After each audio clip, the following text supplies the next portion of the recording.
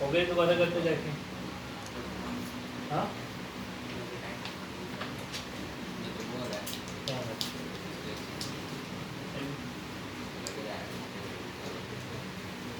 Diagram तो बना, तू पता कैसे लगेगा तो बिल्कुल नहीं। वो तो मैंने बनाया है, तो कुछ भी तो बना। कहाँ गया था घूमने?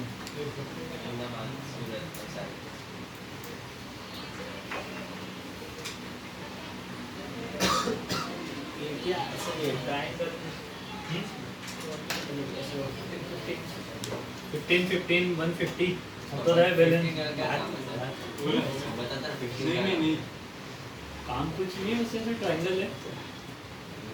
रिफ्लेक्शन हो रहा है। हाँ हो रहा है। भाई इसमें ये निकालो, पहले वाली सरफेस R1 की वैल्यू फाइंड आउट करो। R1 कितना है? 30। R1 कितना आ रहा है? 1 into sin 60 equal to √3 into sin R1। ये √3/2 मतलब R1 की वैल्यू कितनी आ गई? 30 डिग्री आ गई। अब देखो रे किधर जाएगी, सामने वाली सरफेस पे जाएगी या नीचे आएगी? नीचे ये पता लग गया नीचे आ रही है।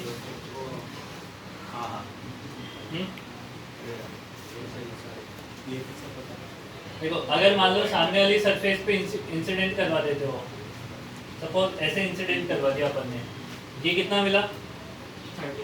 30। तो ये कितना बचेगा फिर? 60। अगर ये 60 बचा, ये 150 है, पॉसिबल ही नहीं है। तो सामने वाली लाइन इस पे रे जा ही नहीं सकती, ये पता लग गया। सामने अगर रे नहीं जा रही है तो फिर रे जा रही है नीचे वाली इस पे। ये 30 डिग्री आई बात होने में, ये 30 डिग्री हो गया। अब देखो, हाँ अब यहाँ पे वापस, अब हो सकता है कि रे यहाँ से बाहर निकल जाए, हो सकता है कि रे यहाँ से बाहर निकल जाए। इसके लिए आपको क्रिटिकल एंगल की वैल्यू पता करनी पड़ेगी। तो sin C इक्वल टू कितना हो जाएगा? 1/√3। तो C की वैल्यू कितनी हो जाएगी अप्रोक्सीमेटली? 1/√3 होगा तो कितना आएगा? निकालना तो एक बार उसमें निकालो, कैलकुलेटर से निकालो कितना आ रहा है। अच्छा ये एंगल इंसिडेंस एंगल है कितना है इसका? ये 30, ये 90, तो ये 120 120 प्लस 15 135। 135 मतलब कितना बचा हमारे पास? 45 डिग्री।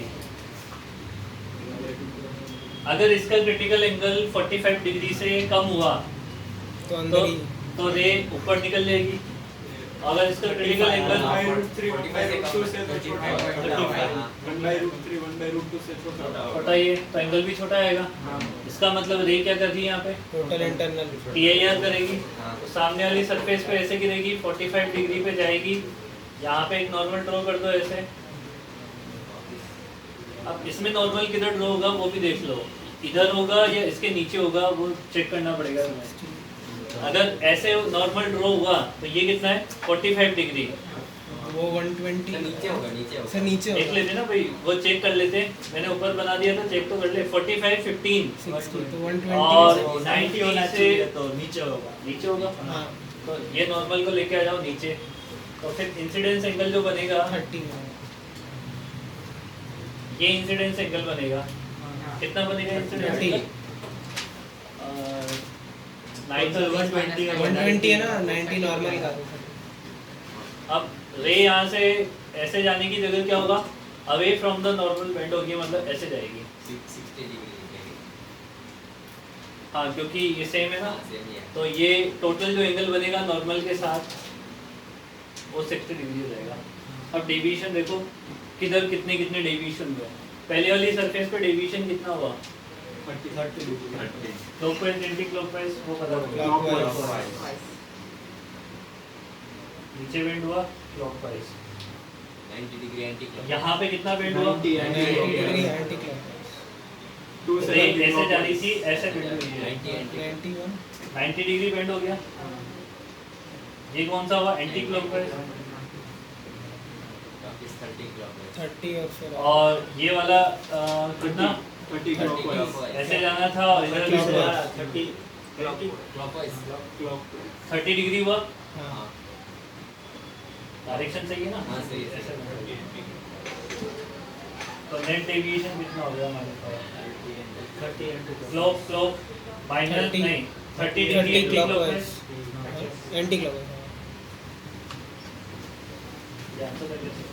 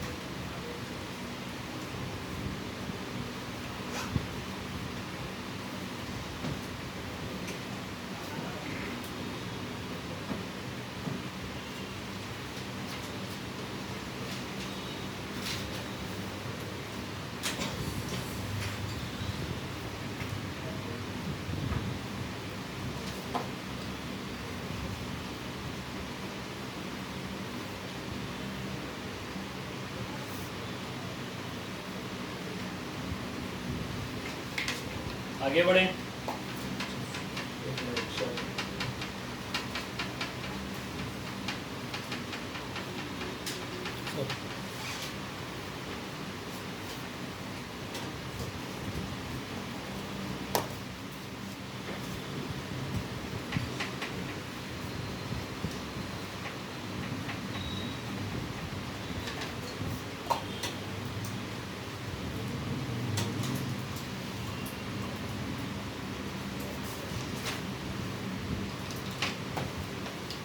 देखो अगर रे को आई एंगल पे इंसिडेंस करवा रहे हो तो इमर्जेंट एंगल ई है।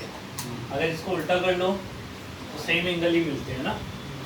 ये तो अभी अपन ने उधर भी देख लिया था, इससे पहले वाले क्वेश्चन में भी था 60 30 30 60 सेम ही आता है ना ये चीज़। अब देखो दोनों में से किसी का भी यूज़ कर लेते हैं। मैं ये वाला डायग्राम यूज़ कर रहा हूँ तो यहाँ पे क्या होगा 1 into sine i equal to कितना हो जाएगा म्यू इसका reflective index n into sine R1। तो R1 की वैल्यू कितनी हो जाएगी यहाँ से हमारे पास sine inverse sine I divided by n हो जाएगा। तो R2 की वैल्यू कितनी हो जाएगी हमारे पास a माइनस R1। सेकेंड वाली सरफेस पे चले जाओ तो यहाँ पे अपन क्या लगाएंगे n into sine a minus R1 equal to 1 into sine E तो e की वैल्यू कितनी हो जाएगी यहाँ से हमारे पास साइन इनवर्स साइन साइन ए माइनस R1। ठीक है। तो डेविएशन का फॉर्मूला कितना हो जाएगा आई प्लस ई माइनस ए के बराबर होगा ना, आई प्लस ई माइनस ए के बराबर। आई की वैल्यू तो आई की पुट करनी है, ई की वैल्यू आई के टर्म्स में। इसमें क्या देखो R1 में जो है वो ऊपर से ये वाला हाँ इसमें ये रहा, हाँ R1 में आई है, हाँ यहाँ पुट करोगे, ये सारा वैल्यू अपन यहाँ पे पुट करने ये के और आई बाद में आ जाएगा।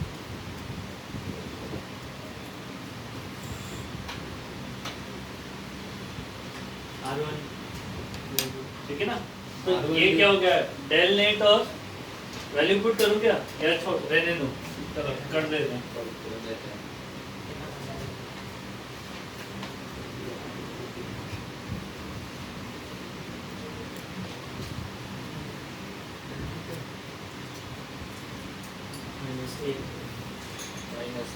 माइनस ए, तो ये पूरी इक्वेशन देखो आई डेल और आई में है सिर्फ, इसमें और कोई वेरिएबल क्वांटिटी नहीं है। आई और डेल ही तो भाई, आई को अपन चेंज कर सकते हैं अपने हिसाब से, प्रिज्म एंगल तो फिक्स है, रिफ्रैक्टिव इंडेक्स भी फिक्स है, तो डेल और आई के बीच में ग्राफ प्लॉट हो जाता है। और वो ग्राफ कुछ इस तरीके से बनेगा,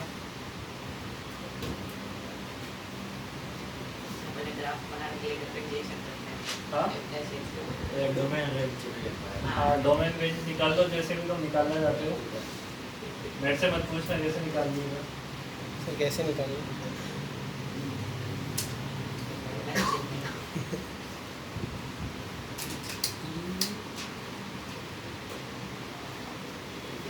जब I is equal to parabolic graph नहीं है ये, पहली बात, ये नाइकी जैसे ऐसे सिंबल है ये, राइट जैसा है ना।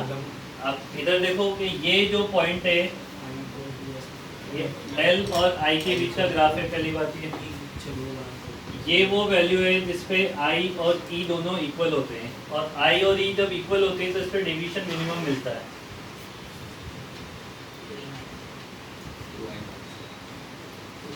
दोनों इक्वल है और ये आपको मैक्सिमम डेविएशन देता है।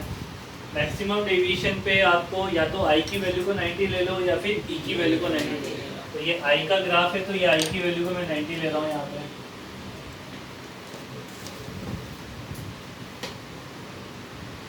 समझ आ गई बात ये?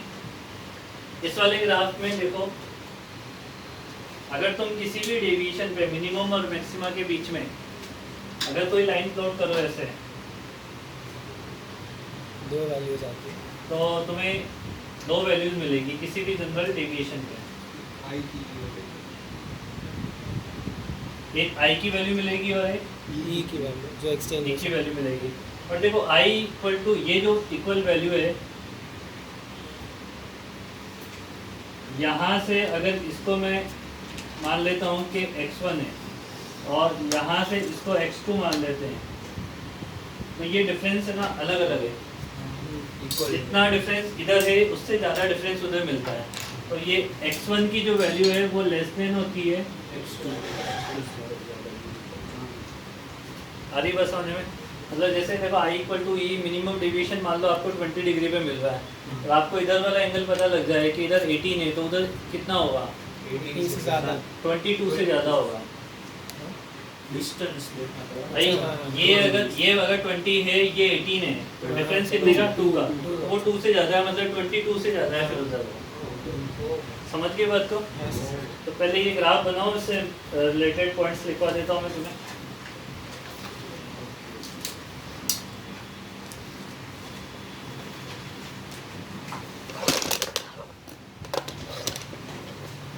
और बड़े हैं आदि देगा तो बंडल हुआ ना, पता बंडल पे किया कौन सा गाना छोड़ दिया था और क्या पापा की तो किसकी रिपोर्ट दी? हाँ किसकी रिपोर्ट आई? किसने?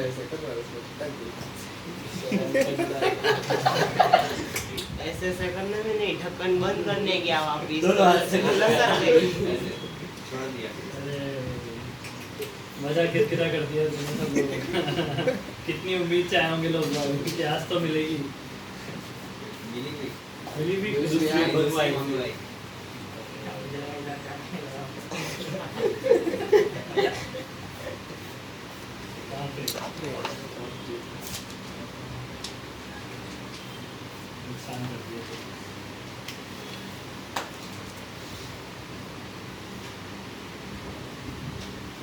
वो सब लिखना है क्या नहीं वो हाँ ये लिख लेते हैं। पैराग्राफ पे क्या नहीं हाँ पैराग्राफ का तो उससे रिलेशन है ये इनको लिख लो कि this is not a parabolic graph. Sir ये बाकी है नाइकी ग्राफ 90 ग्राफ। अच्छा ग्राफ ऐसे ही बनाते हैं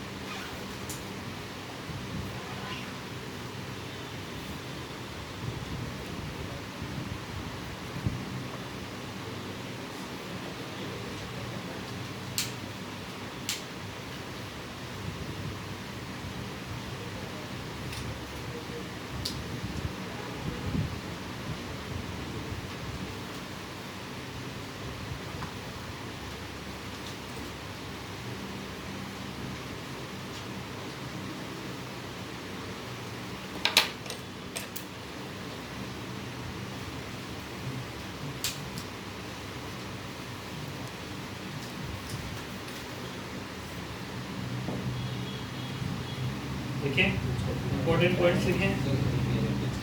हाँ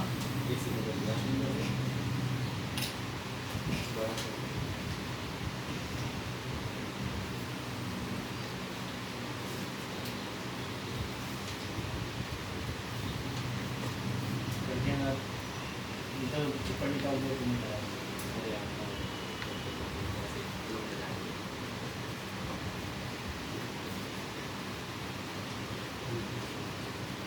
लिख लो 2-4 पॉइंट फिर नोट कर लेना आराम से। वैसे वो जो इक्वेशन लिखी है ना वो सिर्फ इसलिए बताई गई है ताकि ग्राफ का नेचर तुम्हें, अब पैराबोलिक बोल रहा हूँ तो वो क्यों पैराबोलिक नहीं है उससे पता लग रहा है ना, क्योंकि वो स्क्वायर वाला कोई रिलेशन नहीं है वहाँ पे ना। तो this graph is not a parabolic. वो लेफ्ट साइड वाला मैक्सिमम कब होता है वो भी 90 पे लेफ्ट साइड वाला इधर वाला फिर वो i = 90 है।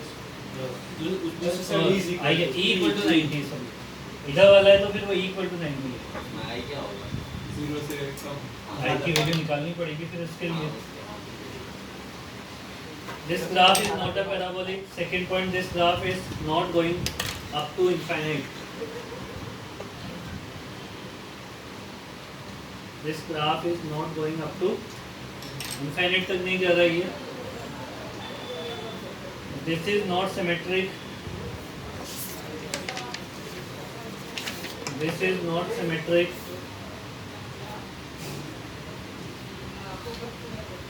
है ना?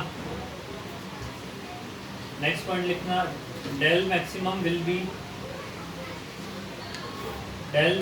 विल बी व्हेन आई और ई विल बी 90। या तो आई 90 हो या फिर ई 90 हो। डेल मिनिमम, उसके बाद नेक्स्ट में लिख लेना del minimum will be when I और ई क्या हो, इक्वल हो। एक क्वेश्चन लिखवा दूं, सोच क्या होगे, सोचना तो ऐसे नहीं है, जल्दी से वो आ जाएगा। देखो question, for a prism del minimum eight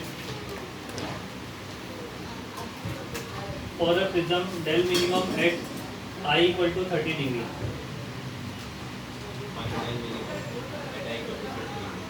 नहीं, for another I = 22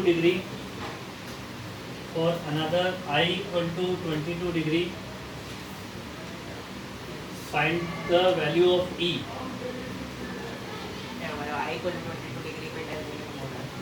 I = 30 degree पे डेल मिनिमम हो रहा है, कोई 22 पे ई की वैल्यू 22 पे E की वैल्यू बतानी है। ऑप्शन है 38, 37, 36, 39। बताओ डी 39। तो मैंने समझा दिया तुम्हें यहाँ पे, नहीं तो तुम बता नहीं पाते इसका आंसर। नहीं 39 पर ये बोलते हैं वो तो मैंने यहाँ पे तुम्हें पहले ही समझा दिया था, वो डिफरेंस लेके 38 से ज़्यादा 38 से ज़्यादा होगा 38 से ज़्यादा होगा और एक ही एक ही ऑप्शन ऑप्शन है इसलिए समझ आ गई बात।